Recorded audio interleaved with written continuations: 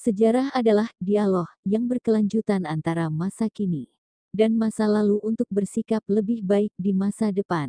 Interpretasi masa lalu dapat berubah sebagai tanggapan terhadap bukti baru. Konsensus lama, berdasarkan bukti yang terbatas, mungkin tidak lagi dianggap sah secara historis dalam menjelaskan hal-hal khusus, sebab akibat, motivasi, dan kepentingan.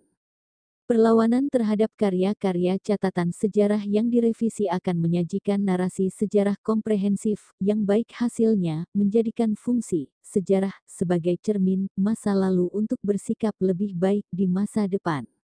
Oleh karena itu, revisionisme historis bekerja mengklarifikasinya, ini proses alami. Sebagian besar sejarawan di dunia merevisi dan memperbarui penjelasan mereka tentang pencatatan yang terdistorsi, subjektivitas pribadi, etnis, kebangsaan, dan kepentingan tertentu. Filsuf Karl Popper berkata, revisionisme historis adalah sarana di mana catatan sejarah yang ada masyarakat, dipahami dalam ingatan kolektif mereka, secara terus-menerus harus disempurnakan dengan memadukan fakta-fakta dan interpretasi baru dari peristiwa-peristiwa yang mendukung dipahami sebagai sejarah. Sejarawan James McPherson mengatakan, revisi adalah sumber kehidupan.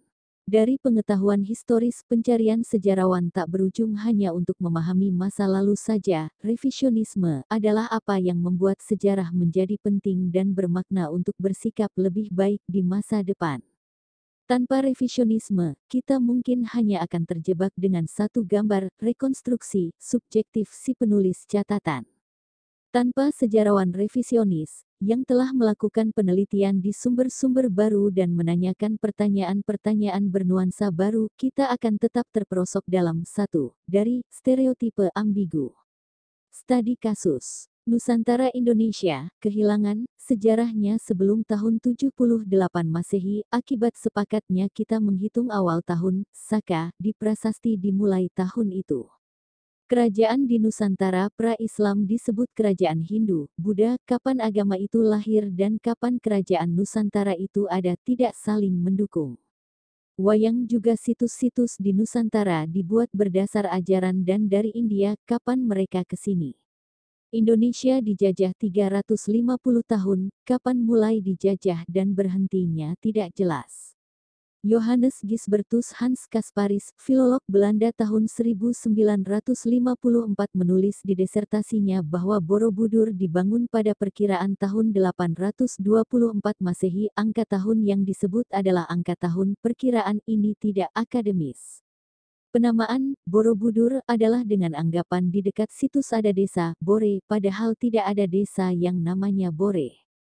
Budur, diartikan, purba, bahasa Jawa katanya, padahal arti budur bahasa Jawa itu, bisul. Jadi apa fungsi, kesejarahan, jika hanya meng-copy-paste catatan bangsa lain terhadap kita, tanpa ada niatan untuk merevisinya? Dan bagaimana generasi anak cucu kita akan dapat melompat jauh ke depan jika catatan sejarah nenek moyangnya tidak pasti? By Santosaba.